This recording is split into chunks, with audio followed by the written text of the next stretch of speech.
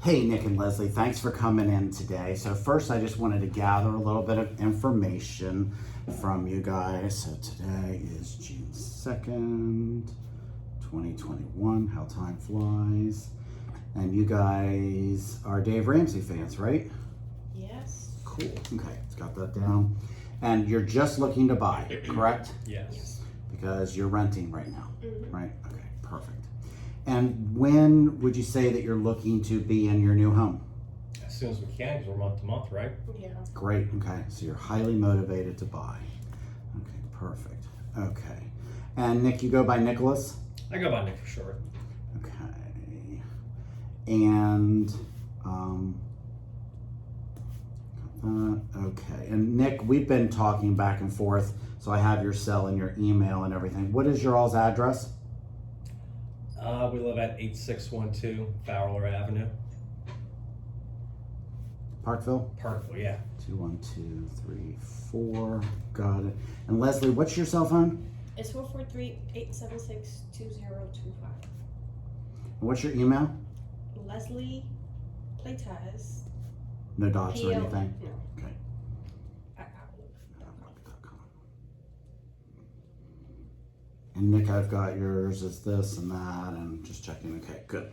And you're renting, lease expires, you're month to month currently. And how much do you guys pay in rent? 1900. $1,900. Perfect. Okay. And you do not own. Perfect. Okay. You're highly motivated. Okay. And just for clarification, you're not working with another agent, right? No. Tell me a little bit about your work schedule. Like, what is your typical work schedule look like? Usually off on Tuesdays and Wednesdays, and I'm 11 to 7, 11 in the morning, 7 at night. And Leslie? I work Monday to Friday, 9 to 6. 9 to 6. Gotcha. Okay, perfect. And I see here with our pre-approval from First Home Mortgage with Laura, you guys are approved for $500K. Does that sound like, I mean, in your discussions with her, does that sound like the right high end of what you guys want to buy? Because sometimes the lender will say you're approved for 500 and you only feel good with 400 or 450 or you'd like 550, but the reality is it has to be one of those lower ones. So what's your all's comfort level? I think we can go up to 400. Okay. Nick? Oh, yeah, whatever makes her happy, right?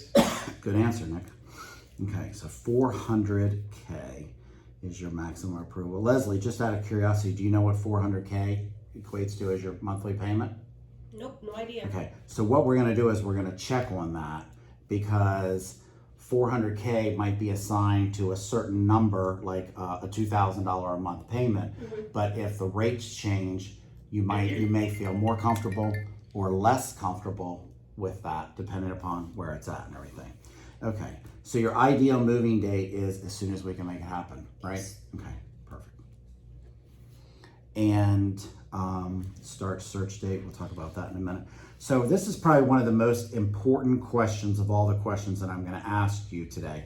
So take your time, discuss it, debate it, whatever you need to do, but I need to make sure we have the right answer to this question. And that is, what are your desired areas? And just as importantly, what are the areas that you don't desire?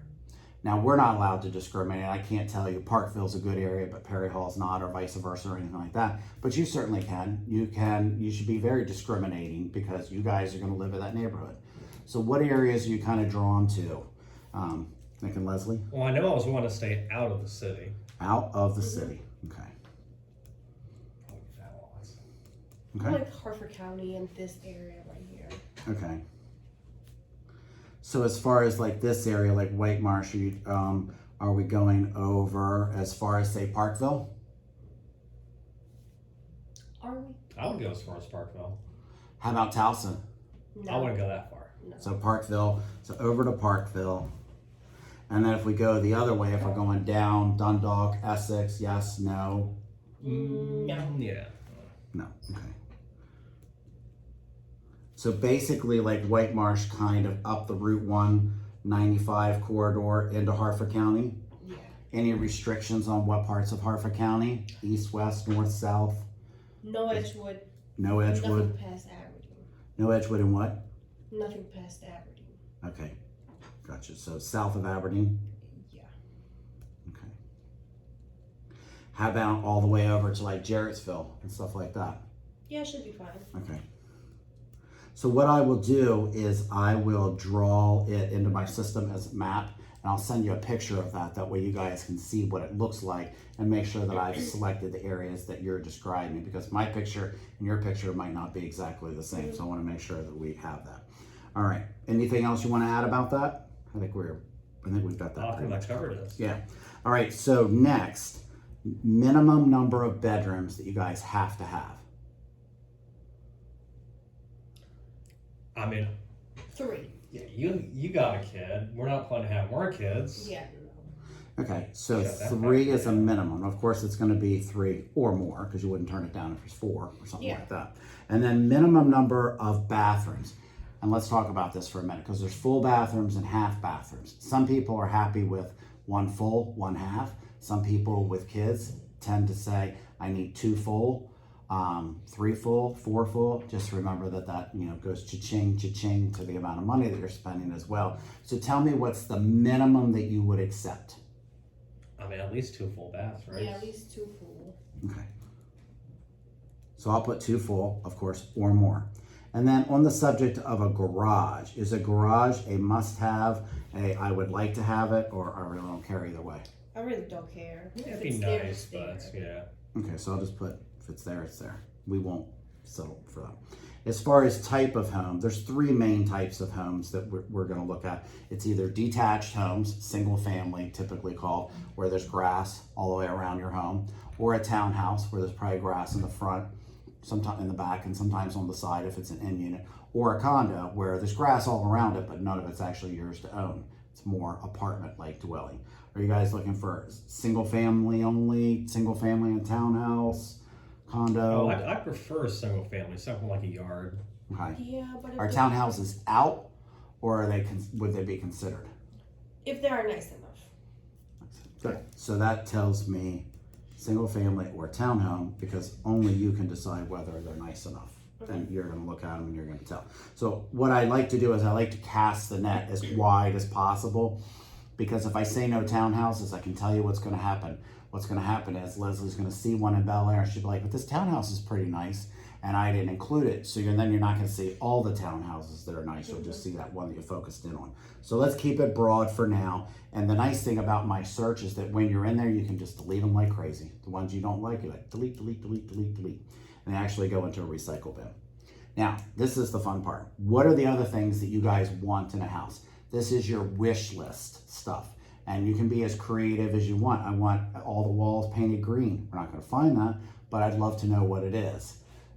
Again, these things, we may find them, we may not find them, but the reality is I want to know what they are so we can get as close as we can. So what are some of the other things that you guys want in your home? A big backyard.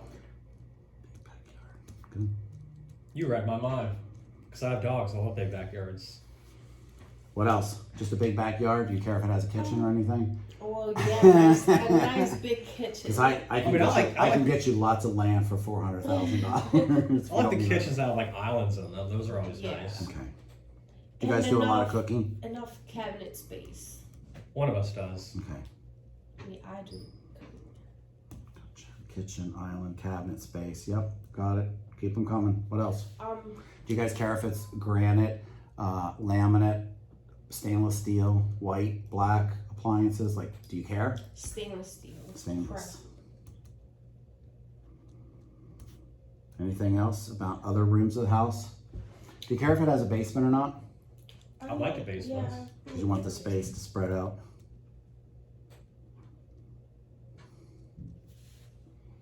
Okay. Anything else about your house? Do you guys see yourself living in a neighborhood or along a rural road where you kind of have more space in between you and your neighbors? Or I'd like more space, but it wouldn't break if there wasn't space. Yeah. do you want space preferable to neighbors? Yeah. Okay.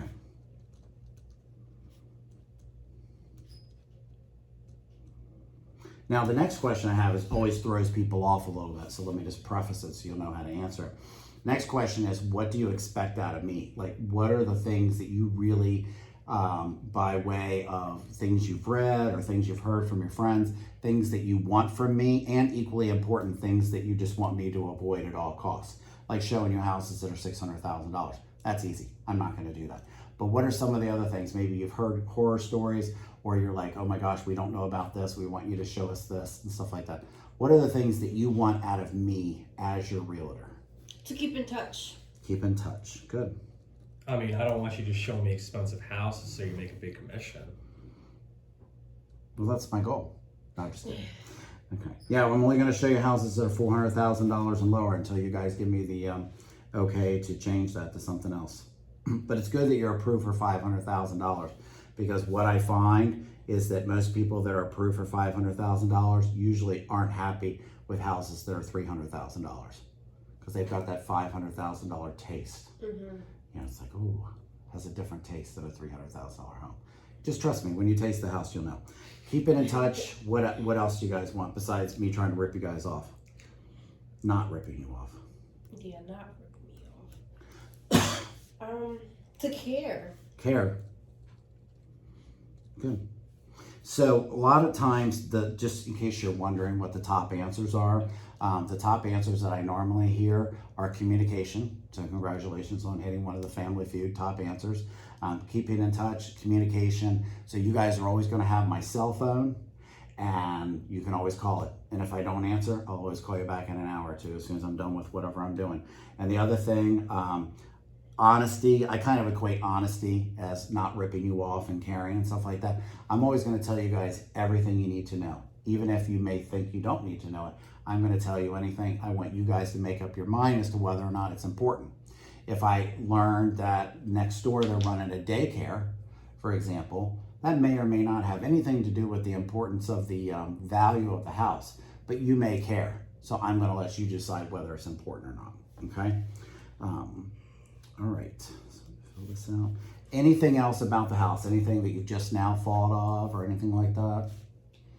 It's okay. You know, come back to it. Do you care if you have 2 stories, or do you want like a How about one-story stairs? house? You guys are pretty young. Yeah, stairs definitely. I don't want. Yeah, someone's gonna get their big steps in. one-story house. So yeah, the one-story houses are kind of rare nowadays. They're in short supply, so it's good that you're open to more than one story. Okay, so I've got you guys working with First Time Mortgage with Laura. Got all of her information. You're pre-approved for $500K. And what is the amount of money that you guys have set aside to be able to use towards buying a house? I'm talking down payment, closing costs, inspections, anything and everything.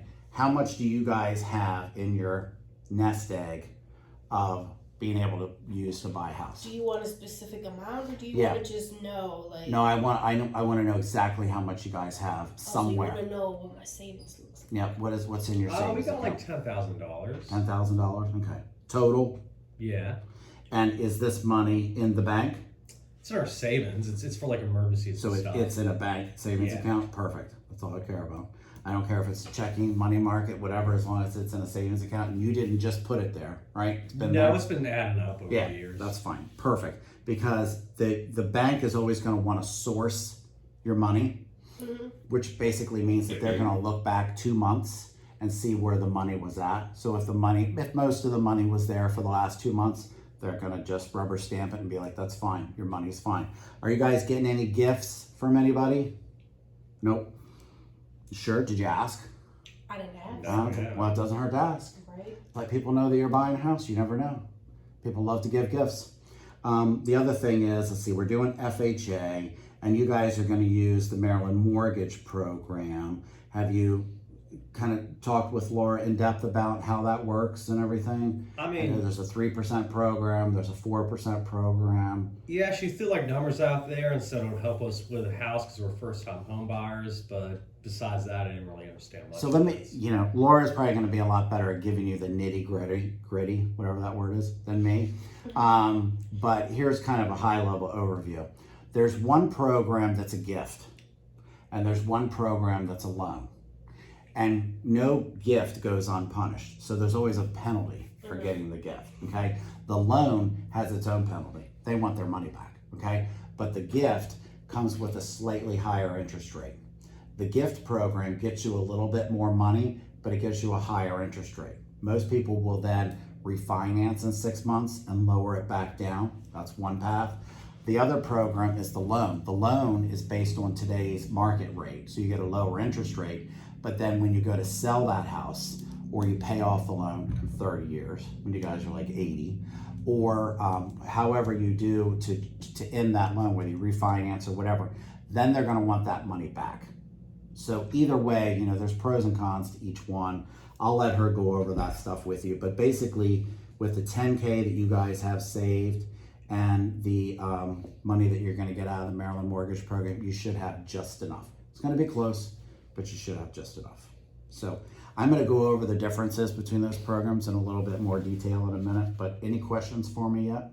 Not yet. Okay, perfect. So the next thing I'm gonna do, and by the way, except for this sheet that I just went over with you guys, everything that's in this folder, you guys are gonna get and take with you. So you don't have to worry about taking notes or anything like that. Pretty much everything is written out for you here. Get a drink.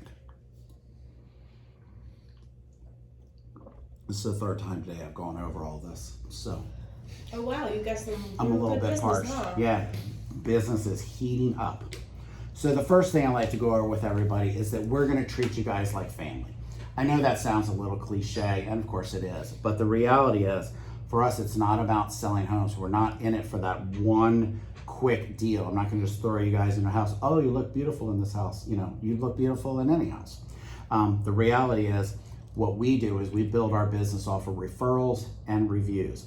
We really, really push to try to get good reviews out of everybody. 5-star reviews. Well, you gotta earn that. Hint, hint. I will, Leslie. Thank you for pointing that out to me. I will work my ass off to do that for you. And then the other thing is I want referrals as well. You know, I'm not gonna demand them or anything.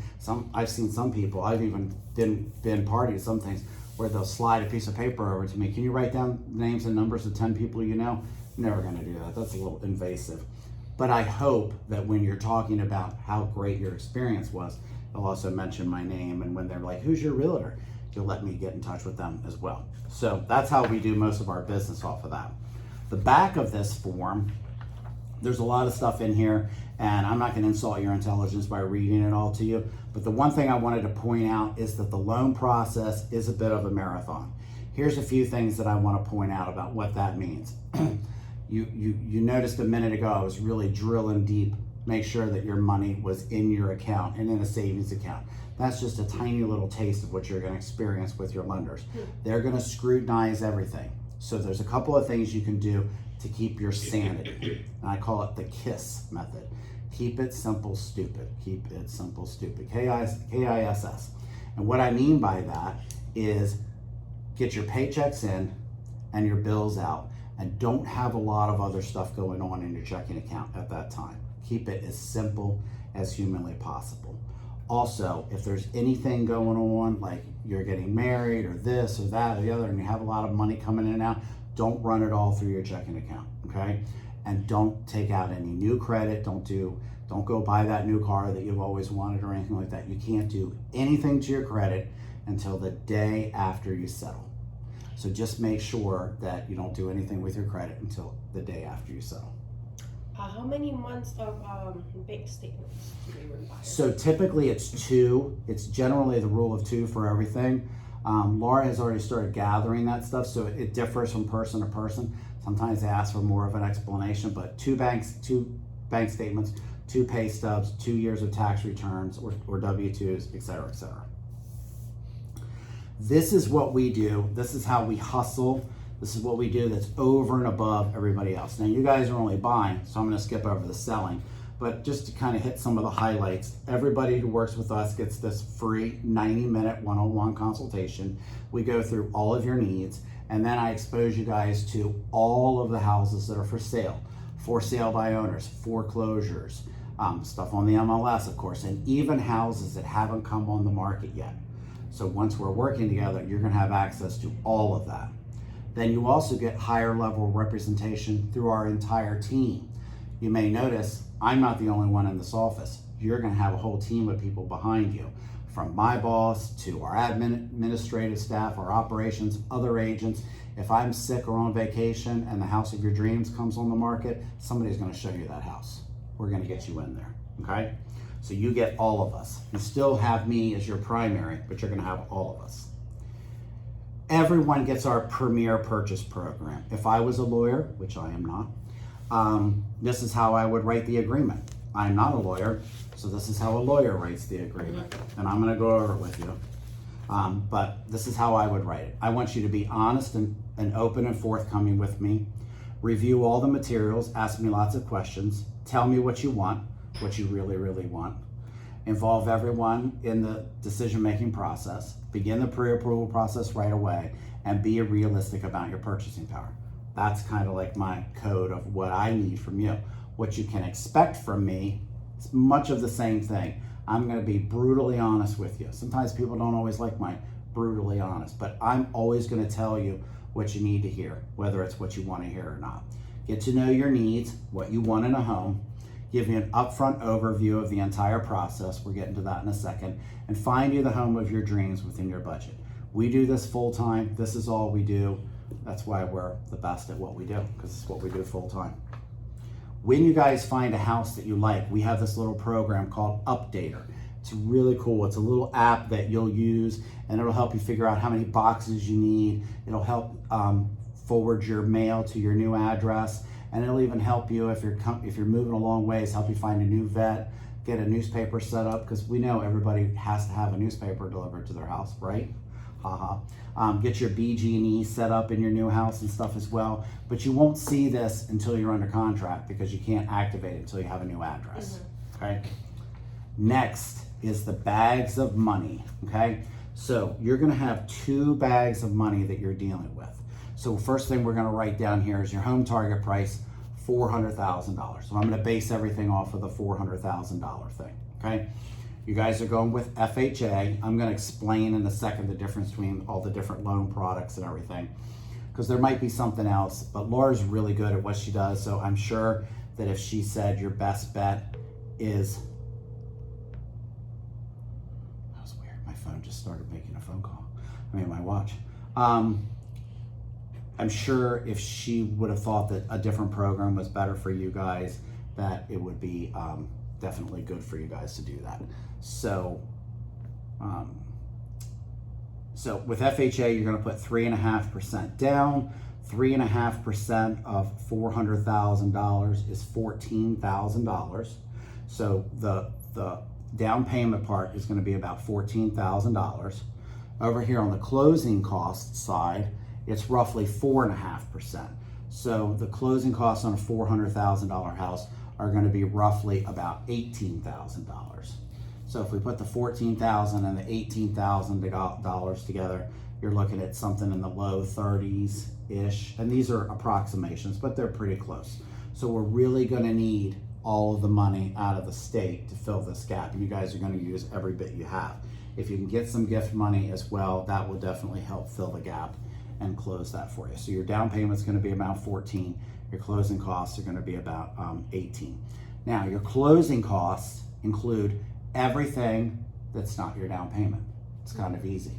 It's like down payment, everything else. So your closing costs, people always like, where's that? How's that number get so high? Like, where's all that come from? It comes from title fees for running title, reviewing title, title insurance, your taxes, your transfers, your recording fees with the state, lender fees, and all the just little fees that come along with buying a house, all those things collectively. Your inspection, your appraisal, all those things are closing costs.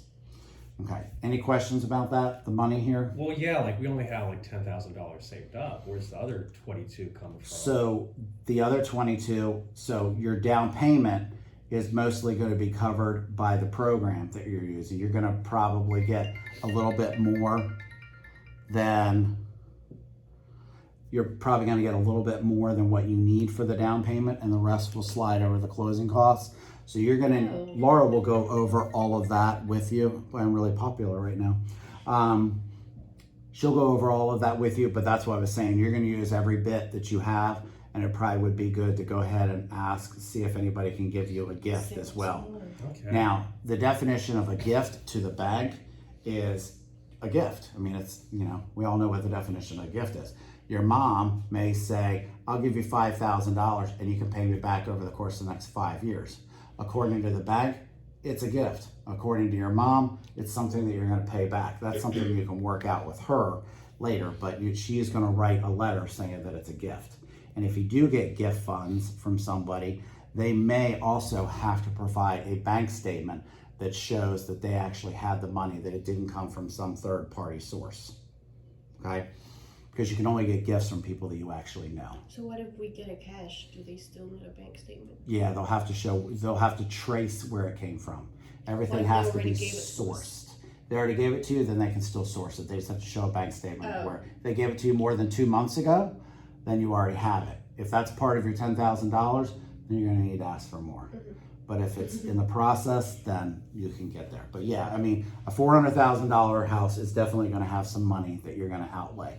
But we'll circle back with Laura and make sure that everything is covered, because we're not gonna go putting offers on houses that you can't afford. So here's the difference between the 4 major types of loans.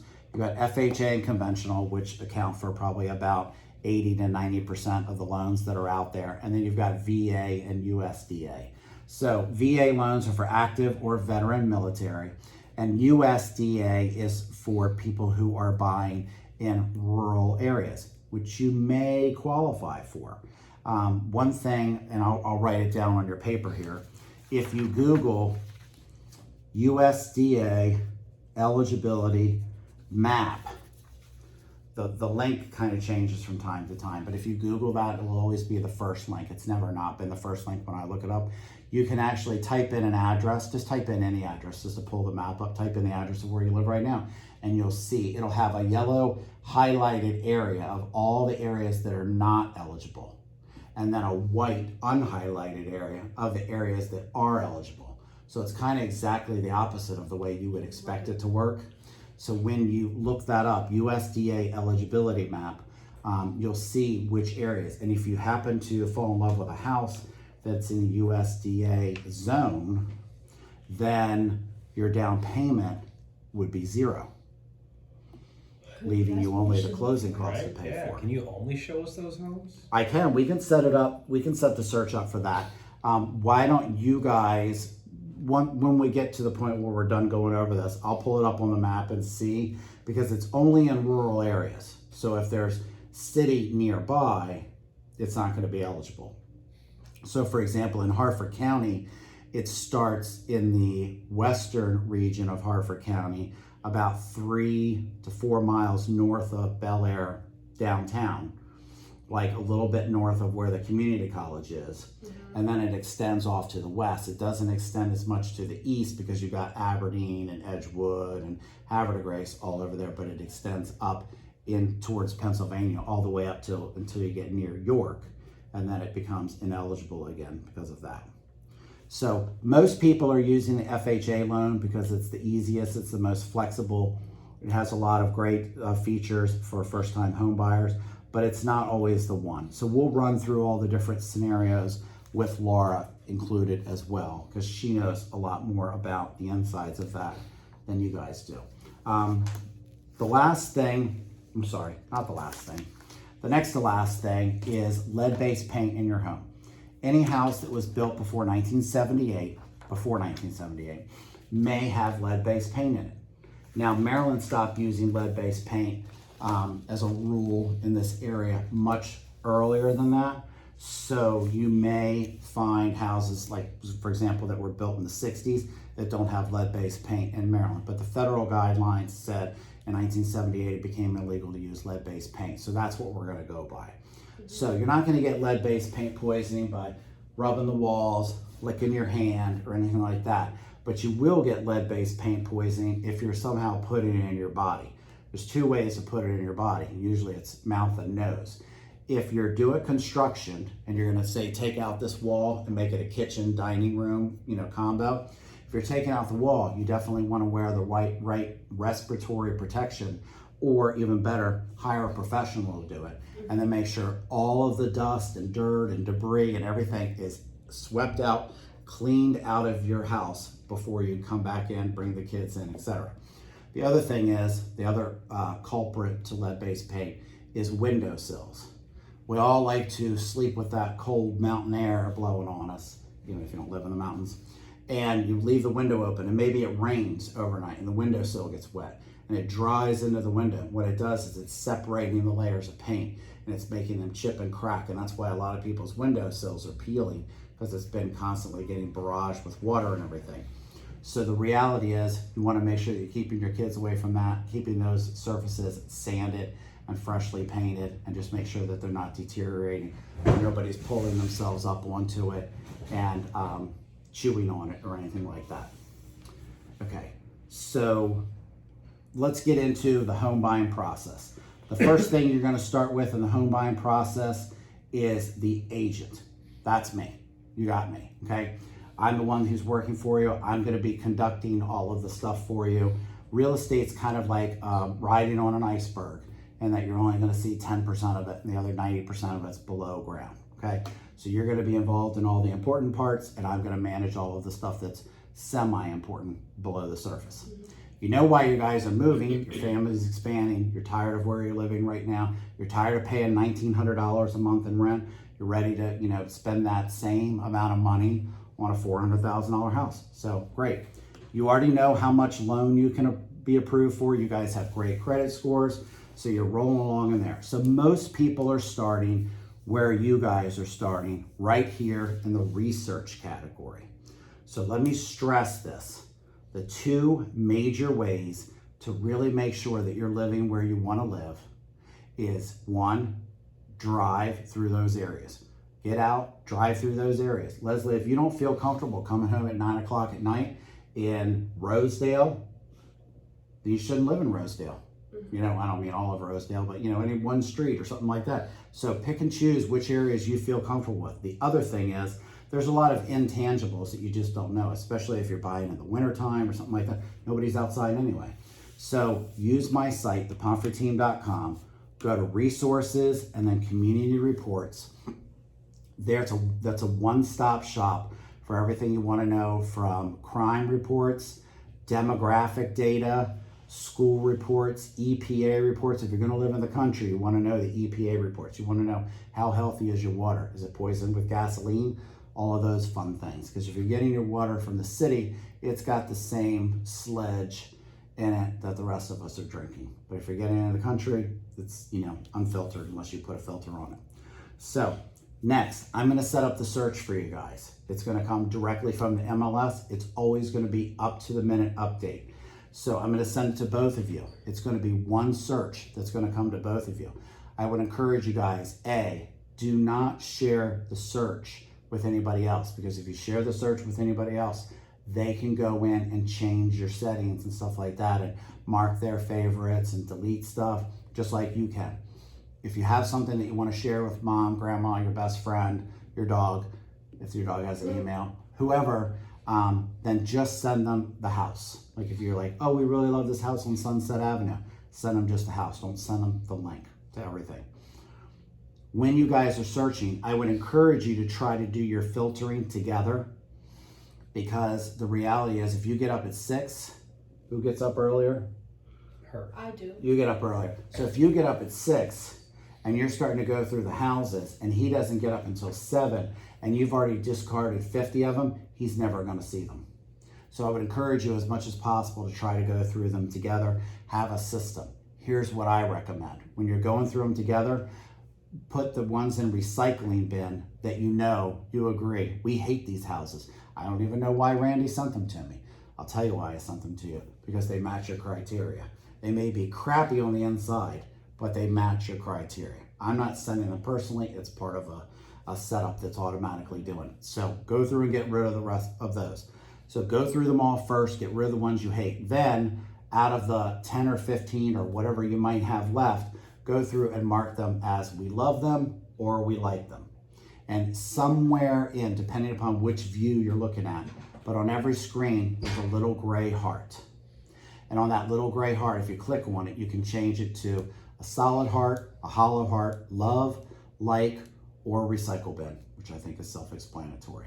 So when we get to the point where we go look at houses, I'm going to collect all of your whole hearts, all of your loves, and those are the ones we're gonna go see.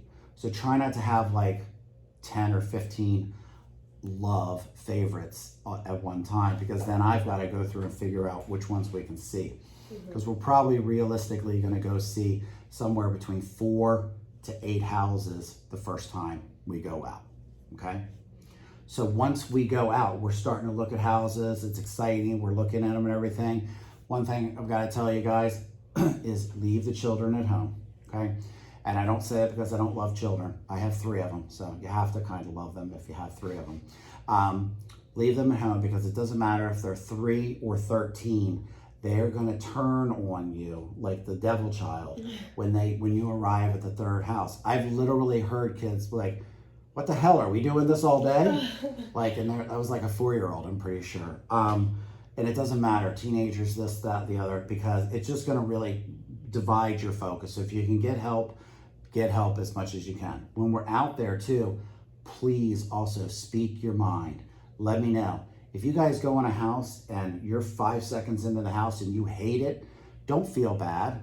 Let's leave. Let's double up on the next house, and spend more time in the houses we like and not less time in the houses we don't like. If you hate the first floor, trust me, you're not going to like it anymore by going upstairs or downstairs. It's not going to get any better. That first floor is going to still be as horrible when you come back to it. Okay? So don't poker face me. Let me know what you guys are thinking. Talk to each other, bounce ideas off each other. This will help you narrow your focus and decide on which house is the best for you. Plus, when we're in a house, if you guys really, really like the house, you got to put your little red flag up and let me know. I'm not really going to give you a red flag, so just let me know. Put your little red flag up and let me know, hey, I think we really like this house. We really feel ourselves in this house, because then I'll pull out a little cheat sheet and I'm going to take notes on the house, so that when we go to put an offer in, it'll be a whole lot more efficient and quick for us to be able to put an offer in as quick as possible. Any questions about that? No. Here comes the fun part. Now, you found the house that you like. We're going to place an offer. People are like, oh, I mean, I've actually had clients ask me, but we found a house we like, when will we settle on this house? I'm like, yeah, there's about 8 million things that are going to happen between now and then before you settle on that house. So here's the 8 million things, okay? We're going to place an offer. There's a lot of very important things about placing an offer. So it's very important that we go over this while we're still in the house, if you know while you're in the house. So some important things. Most important thing to the seller is, what do you think is the most important thing to the seller? Money, of course. So we have to cater to them a little bit. In this market, are you guys familiar with the market conditions are kind of right now? No. So it's very much a seller's market right now, because there's very low inventory. So in this market, that purchase price that you see of $375, that's a suggested price. If there's 100 people interested in that house, do you think it's going to sell for $375? No, I guess not. It's probably going to end up selling for $400, realistically. If there's 100 people interested in the house, it might even sell for $450. We rarely have houses that have 100 people interested in them. But I have seen situations where there have been 40 offers on a house. And since an offer averages about 40 pages, that's 1,600 pages of contract that realtor's got to go through and summarize. I've been there and done that. Not with 40 at one time, but close to it. So when we put the offer in, the terms, the closing date, what's included and excluded, a lot of people don't realize that if there's something really crappy in the house or in the backyard, for example, that you hate and you don't want, you can exclude it from the sale, meaning that they can take their crappy swing set with them or whatever it might be in the backyard. The wildebeest cage or whatever it is that you guys aren't going to need. You'll also decide when we write up the offer which inspections you're going to do. In this market, you don't want to go overboard. You don't want to be like, oh, I want an asbestos inspection. I want a lead-based pipe inspection. I want this. I want that. I want to know if Colonel Mustard killed Lucy in the library with a crowbar or whatever the case may be, because you're going to scare off the sellers if you go. So we're going to go over what are the prudent inspections that you would want to do. Okay. When we get to the point where you actually do the inspections, this is why I highlighted these things in red. You'll actually pay the inspector directly. They take cash, credit, check. Remember those things? Checks. They take any form of payment, basically, Venmo, all of that fun stuff I don't even know about yet. And it's typically going to be in your $400,000 price range. You're probably looking at in the 600s for the general inspections, not each, but collectively about $600. When you go to put an offer in, we'll also do an earnest money deposit or a good faith deposit, or some people just simply call it a deposit. That's typically going to be 1% of the purchase price. So that's typically going to be $4,000. Now let me caution you guys. I'm not talking about new money here. Remember a few pages ago when we went over the bags of money? Mm-hmm. So the deposit, the $4,000, is the first $4,000 of your down payment. And then this cost and this cost, your inspection and your appraisal, are the first roughly $1,200 of your closing costs. All of these are already included in those numbers that I went over with you, and they're already included in the estimate that Laura gave you as well. Oh. So it's not new money. I didn't want you to think that I was trying to bleed you guys dry there. So the other thing is, are we going to consider a warranty? That's typically a good thing to consider when we're putting in an offer. Are we going to ask the sellers to pay for one? Are we just going to buy it ourselves? Are we going to forget it? Whatever. We'll talk about that when it comes up. So any questions about placing an offer, things that are involved in it? I'll write it up. I'll send it to you guys electronically, and then you'll just click on it. It's very easy for you guys. It takes me about 30 to 40 minutes to put it together, and it takes you about 30 to 40 seconds to sign it. It's pretty cool. Would we need extra money to like you said, today's market, it's crazy, so we might want to overbid. Right. Should we do So it with extra money? So the reality is, if you want to keep your house buying purchase under 4, we shouldn't look at houses that are probably $399. Mm-hmm. Because a $399 house very well could go for $415, $420, or something like that. So it's a great question. We're definitely going to circle back with your lender and go over exactly what the payment is, because most people are more concerned with the payment than they are the price of the house. Because if the interest rate was to drop 1% tomorrow, would you still want a $400,000 house? If I told you the same payment, you could get a $500,000 house? Yeah, I'd want a big one. The reality is, you should buy as much house as you can comfortably afford. I don't want you to be house poor. I don't want you to have to rely on Comcast as your only form, or Netflix in this case. Who cares about Comcast anymore? Netflix is your only form of entertainment. Like, you can't go out to your favorite seafood restaurant anymore because you have no money, and your kid has to wear, your clothes even though they're 3 sizes too big, because you can't. And that's not what we're looking for. I'm looking for something for you guys to buy as much as you can comfortably afford, easily make the payment and everything. You don't want to underbuy, because what I see happening when people underbuy is that very quickly they're not happy with their home. Right. And then what are you going to do? You're going to call me up and you'll be like, Randy, I think I need a bigger home. And I'll be more than happy to sell your home and help you buy a new one. And you guys are going to totally take a bath on it when you go to sell. So you want to hold on to your home for a good period of time. That way your home can gain equity. That way when you do go to sell it, your home can pay my fee instead of paying it out of pocket. It's much better to be a buyer than a seller. Okay, I'll negotiate on your behalf. So you guys are going to be a little bit out of the negotiation process in the effect that you won't be communicating directly with anybody, but I will be communicating with you every step of the way. Everything that comes up, I'm going to communicate with you guys. I can't change anything without your signatures or your initials on it anyway. So you guys will be involved with that. It is, however, a very trying and patience testing time for you, because it can take anywhere from 24 to 48 hours before we get an answer out of somebody. So a few things that you can do to keep yourself busy is call some insurance companies. You can go on my website, resources, other professionals, find some insurance companies, get some quotes. Check in with whoever you have right now, because whoever you have right now for your car, you might want to check with them, because it's always a good idea to have your car and your home insurance with the same company. Not always, but about 90% of the time you're going to get the best deal if you go with both for them.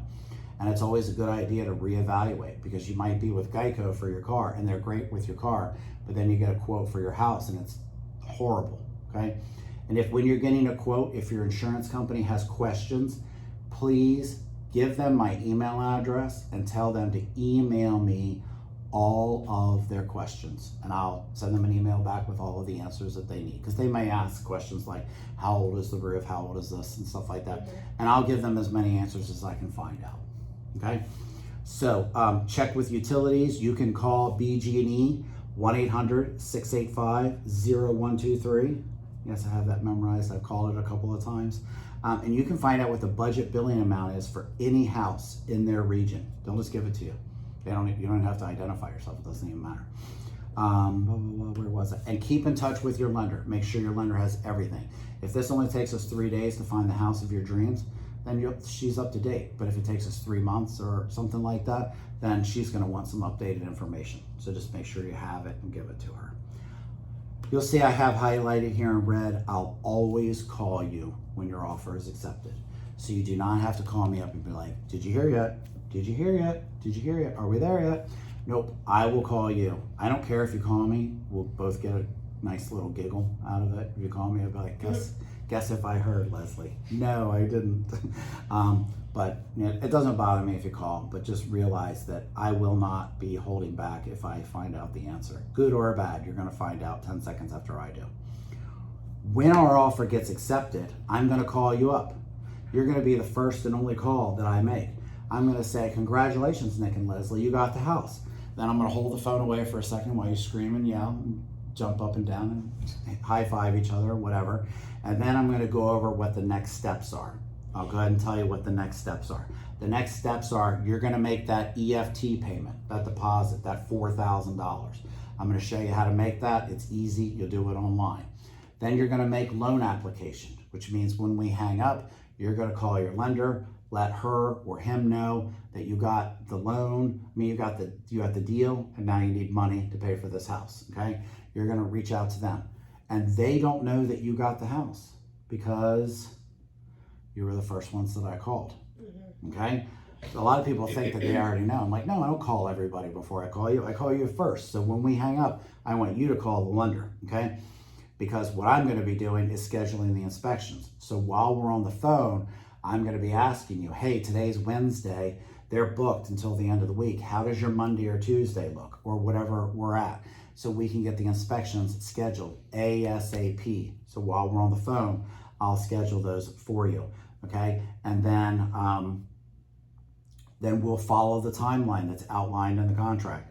The lender, at a certain point, usually right after the inspection, will order the appraisal, and they will allow you the privilege of paying for it. That's the other $500 or $600 that I was explaining there. They will probably collect a credit card from you, and then they will charge it at the time in which they're doing the appraisal. Any questions about that?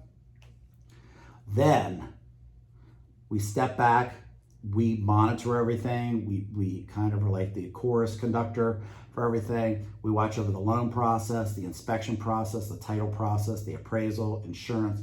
We make sure all of that stuff is working smoothly, going ahead. And then when we get close to settlement, which is typically about 30 days from when you went under contract, we'll do the final walkthrough. I will remind you many, many times to change the utilities in your name. When we arrive at settlement, I'll be like, did you remember to change the utilities in your name? And I've had people be like, no, not yet, I'll do it right after settlement. I'm like, nope, you'll do it right now. We'll wait for you for 5 minutes because I don't want you coming home to a dark and hot or cold house, because it could take BG&E up to 3 days to get your electricity back on. It takes them a second to turn it off, but they have to schedule someone to be out there when they turn it back on to make sure your house doesn't explode into flames or something. So get it changed into your name. One of the cool things about the way the regulations have changed is you're gonna get the closing statement 3 days before settlement. That means that you're gonna get something in your email and you're actually gonna have to digitally sign it, and it outlines for you what your payment is, when it's due, this, that, all the fees, everything that is related to it. It's going to show all of that information. And you have to approve it, otherwise settlement doesn't go. The cool thing about that is when you arrive at settlement in this room, you've already seen all the financial data, because you're going to be sitting at a table with half people that you don't know, the other agent, the sellers, etc. And I don't want you to feel pressured to sign something that you haven't had a chance to review. So you're going to review it ahead of time and make sure that everything is right. I'll tell you where, when, and how, what to bring and stuff like that. Nowadays, we don't bring checks to settlement. You go to the bank ahead of time and you wire money. You'll definitely both need to bring your picture ID, because I don't care who you guys are right now. You could be Rick James and Natalie Portman for all I know. But the reality is, when you're at settlement, they are going to make sure that the right person is buying the house and that the names are correct and stuff like that. So if you're not driving, don't forget to bring your driver's license with you. I've seen a lot of people who are like, oh, I wasn't driving, I didn't bring it with me. Oh, you need it. Go back home and get it. So unless previously arranged, you're going to take possession at settlement. We'll hand you physically the keys at settlement. It'll be your house. You'll see the only other thing that I have underlined on here is plan to have the locks changed. Do you guys have one of those friends or relatives that are like, hey, Nick and Leslie, if you need anything, give me a call? You ever have anybody say that? Oh, my nosy neighbor all the time. Exactly. So whoever volunteers for that, hand them the keys and be like, yeah, could you head over to my house, take all the locks off, go to Home Depot, get this lock and put it back on for me with the new locks? That is a great job for someone who is semi-intelligent and knows how to work a screwdriver to do for you. It's not terribly hard. Just go online, pick out what type of locks you want before. I recommend, it's not necessary, but I recommend that they take the locks with them. That way they make sure they get the exact right stuff. And obviously you want to have someone at the house while you're doing this, because your house is going to be completely open. It's not even going to have locks on it at that point. But let them do that for you, okay? Ensure all of your utilities and appliances are running. Keep your warranty information handy, and by all means, please call me if you have any concerns. I can tell you guys stories about people that have gone through stuff where their water heater broke, and I'm no plumber, I'm not going to fix your water heater, but I'll remind you if you have a home warranty, and they're going to fix it for you for next to nothing. Mm-hmm. So, call me if you have any issues, and I'm happy to help you guys out. Any questions about this? I'm going to put this sheet on top, because this is pretty much the most important one. And I'll put this in your folder that you guys are going to take with you. And now let's get into this stuff. This stuff's going to go very quickly because I'm not reading it to you. The first document is understanding who agents represent. Agents can either represent the seller or they can represent the buyer, but they cannot represent both. Okay? So as you're driving around and you're seeing red signs, green signs, signs with blondes on them, signs with brunettes on them, signs with old men on them, whatever the case may be, those people are all the listing agents. They're all the seller's agent, okay? Collectively, I like to call them the devil, okay? They are the agents who are not on your side. They are not working for you, and you should not call them, ask them questions, or engage them in any kind of conversation whatsoever. I like to equate it to court. You go to court, you decide to defend yourself on your DUI charges. You don't go there and ask the DA for legal advice, because his job is to put you in jail. So just stick with your agent, okay? So it just explains that you have your own agent. I'm your buyer's agent. It's checked off here. You guys are just signing that you understand that I'm your buyer's agent. That's very easy. This is the part that a lot of agents get tripped up on. Dual agency, okay? Dual agency comes into play when the other agent is a Cummings & Company agent, okay? The law says that we have to have you sign this so that you understand that the other agent, the other Cummings & Company agent, is, you guessed it, the devil, okay? They are not your agent either, just because we're wearing similar color shirts with the same logo on it or something like that. They are not on your side. They are the seller's agent, and it doesn't matter if they're Long & Foster, Coldwell Banker, Keller Williams, or Cummings & Company realtors. They are not your realtor. So this just goes into great detail that you understand that dual agency means that our boss, Dave Cummings, is the dual agent, and he would intercede if there was a problem. Usually there's not a problem because everyone does things the way they're supposed to do, no matter who they're working with. But I'm your agent. So the only thing you need to worry about, remember, is that I'm your agent no matter what, and it doesn't matter who the other company is. Any questions about this? No. The next page is a page of definitions. There's nothing really to agree on or anything. It's just I'm having you guys sign it that I went over it with you guys.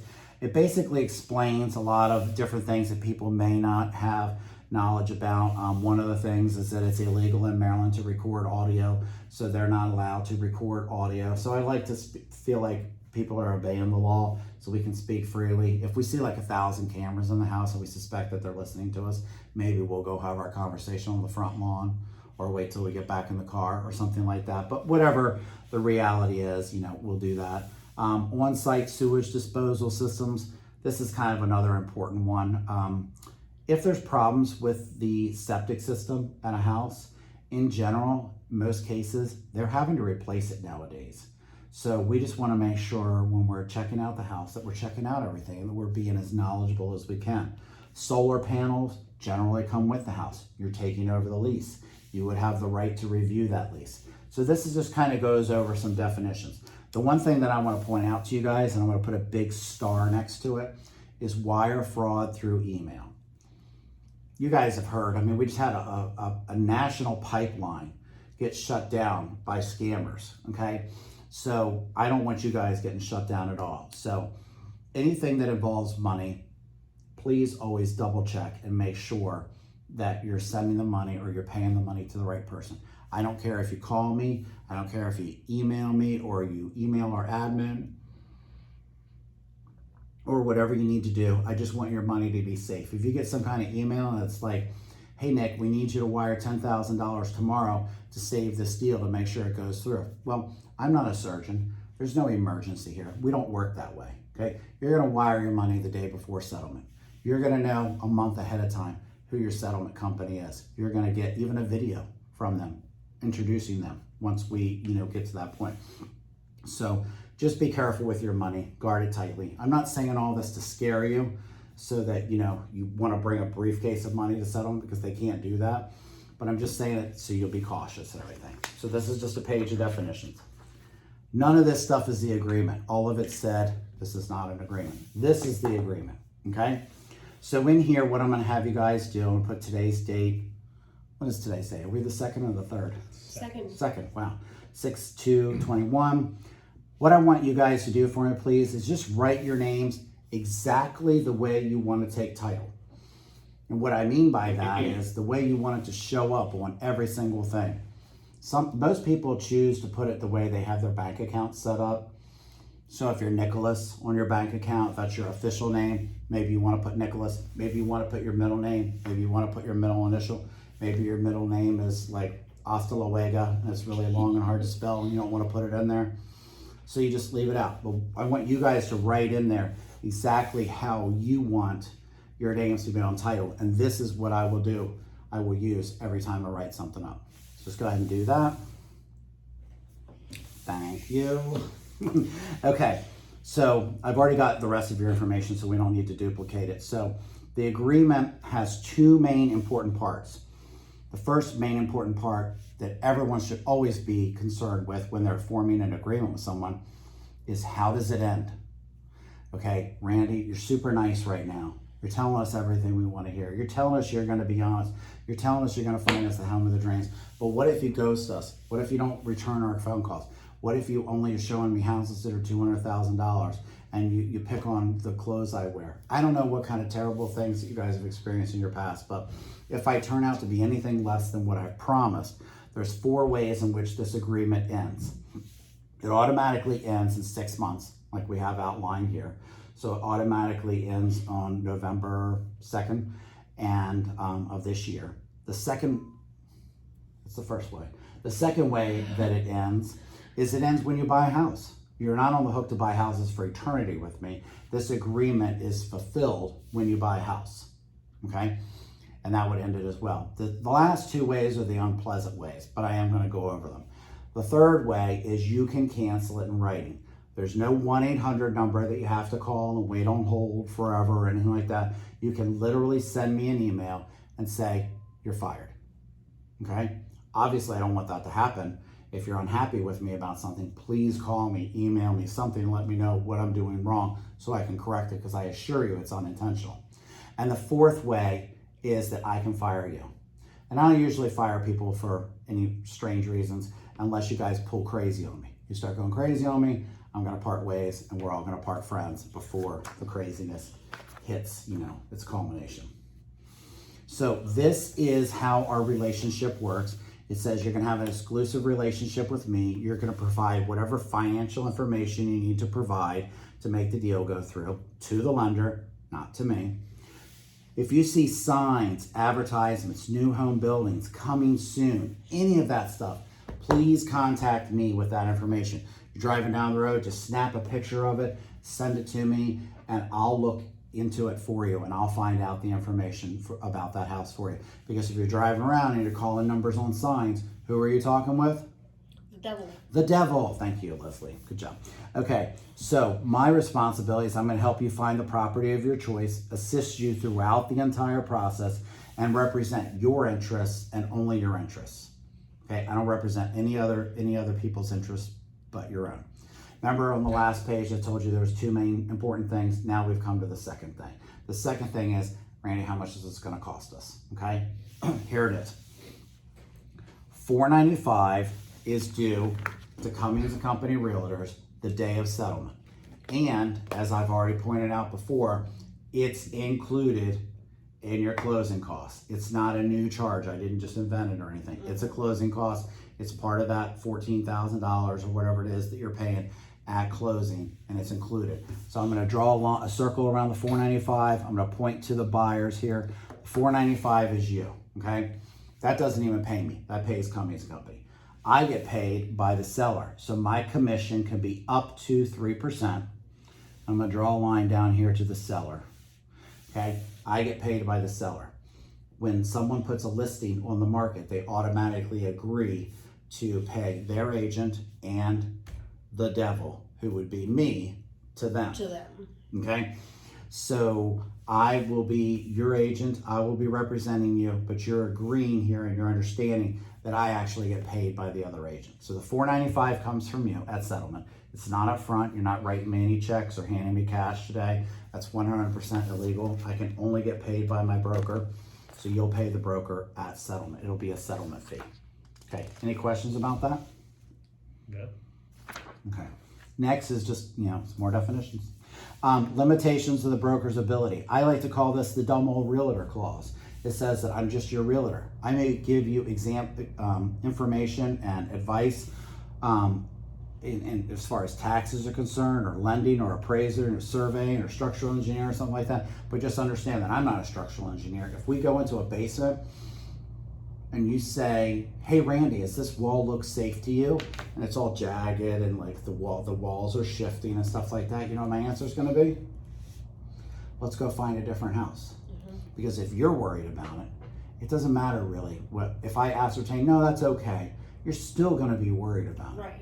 And who wants to lay in bed at night like this, waiting for their house to cave in on them? That's not fun. That's like living in a tornado zone or something. So let's just move on. If it comes down to something where the inspector discovers something and we are checking it out, then we will get a structural engineer, because I'm not going to give a professional opinion of structural integrity, okay? I will represent other buyers, but I will not represent other buyers in the same areas, in the same time frame, and in the same price range as what you guys are looking at. So if I have somebody else that comes along and says, "Hey, I want to look at Nottingham in the $350,000 to $400,000 range in the next month," I'll be like, "I have to let you work with somebody else, because I'm working with Nick and Leslie right now." Okay. Subsequent offers. In this market, sometimes you're going to put offers in really quick, but the reality is we have to be really careful, because you don't want to buy two houses. So, if we put a second offer out there, we probably need to pull the first offer. So we really need to make sure that we're set on which direction we're going to go, which is what we're going to do. We're going to talk about it before we just pull the trigger. I can perform ministerial acts on your behalf. That means I can collect paperwork, transmit paperwork, negotiate on your behalf, but I can't sign anything for you. There's no power of attorney in any of this stuff, okay? and everything we do is confidential. So I know that James referred me to you guys, and he's a close friend. And when James says, hey, how is everything going with Nick and Leslie? I'm going to say, James, everything is going wonderful with them. They're so nice. Thank you for referring me. And that's all James is going to hear from me. If you want to tell him what city you're moving to, whatever, you can tell him that. And he knows that because he's my client and my friend. He knows I'm not going to tell him anything.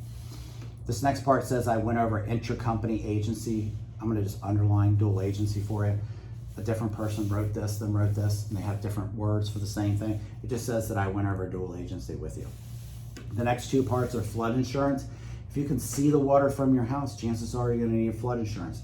If you need flood insurance for your house, it could cost anywhere between $100 to $200 a month. That's going to affect your affordability.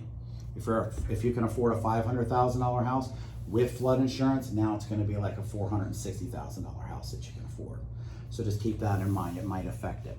None of the stuff that you described is on the water, so I don't think that's going to be troublesome for us.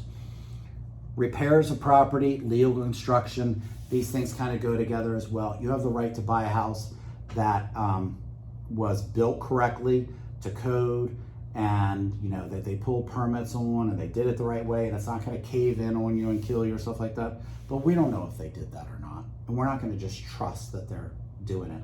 We're going to get this thing inspected.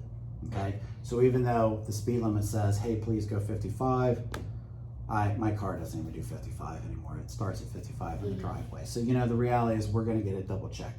And then this is just saying that home warranties are available. They're not free. Somebody's got to pay for them, but we like to let everybody know that they're available. If you guys are tapping yourselves out and spending every cent you have, it might be worth it to get a home warranty, because if your HVAC blows up on you, $3,000 or $4,000 worth of fixing or repairing or replacing might be out of the way. You know, you might just have to go months without it. So a $500 warranty might be a good idea, but we'll go over that more. That's totally up to you. This next page is a new page that just got added because a few months ago, Cummings and Company Realtors opened up their own title company. So now state disclosures require that we let you know how much CNC Title Services charges for all these fees. These are the typical fees that will be part of your closing costs. These are not fees that you're necessarily going to incur, and you do not, under any circumstances, have to use CNC Title Services. They're one of the companies that we use. There's 3 companies that we like and we use on a regular basis. We're going to talk with you and pick the one that's the best fit for you. But all of the title companies are going to have fees that are similar to this. This is just a disclosure. It's not saying that you're agreeing to use them or anything. And then this is the signature page. So basically, I'm going to have you guys both sign here, here. I'll sign here, and there's 3 other spots for you to sign. So we'll just pass these things around, and you guys will sign 4 times total. I'll collect them all. What I'll do is I'll then scan all of this in, and then I'll give you back the original. That way you guys will have it to take with you in case you want to go home tonight and say, I want to see if this guy is really explaining this the right way. Feel free. And if you have any critiques for me, I'd love to hear them. Any questions about any of that? No, summed it all up. Okay, so I'm going to go scan this real quick for you now, and then I'll be right back. Okay, so I got all this scanned in. I'm keeping the digital copy. I'm putting all of this in here. The home buying process is on top. This is yours to take with you. So today is Wednesday, June 2nd. I'm going to set up the search for you guys tonight. Okay. When do you think you guys are going to have the opportunity, or how long will it take you to get through looking through, say, 70 to 100 houses and sorting them? Oh, probably a few days. Few days. So let's see. How would you guys like to maybe, today's Wednesday afternoon, how would you guys like to maybe go out, like, do you work Friday until 7? Yeah, I can get someone to switch me though. And you work until 6, right? Just trying to think of what's going to be I the can best. get out earlier. So if you guys can get out a little bit early on Friday, maybe we could do a Friday evening, get going. That'll give you 2 days to look at them and everything. Or we could just, if you think that's a little bit rushed, we could go with Saturday morning perhaps and go look at houses. We might be able to see more of them if we waited until Saturday morning or something like that. It's totally up to you guys. I want to make sure that I set up the search for you guys tonight. I'm going to set it up like within the next hour. You guys are going to get it. You'll have time to sort them. And then I have to have time to make the appointments beforehand. So being that that's a little bit quick, I want to make sure you guys have enough time. So why don't we just shoot for Saturday morning? Would that work? Yeah. Okay. That's best. So I'll shoot for Saturday morning, 9 a.m. And Friday then we will confirm and make sure that I am on the right page as you guys as to which houses you actually want to go see. All right. Well, thank you guys so much for coming in. Really appreciate it. And I'm looking forward to helping you guys find a great house. Thank you for your time. Yeah, thanks, You're Randy. welcome. Have a great night. You too.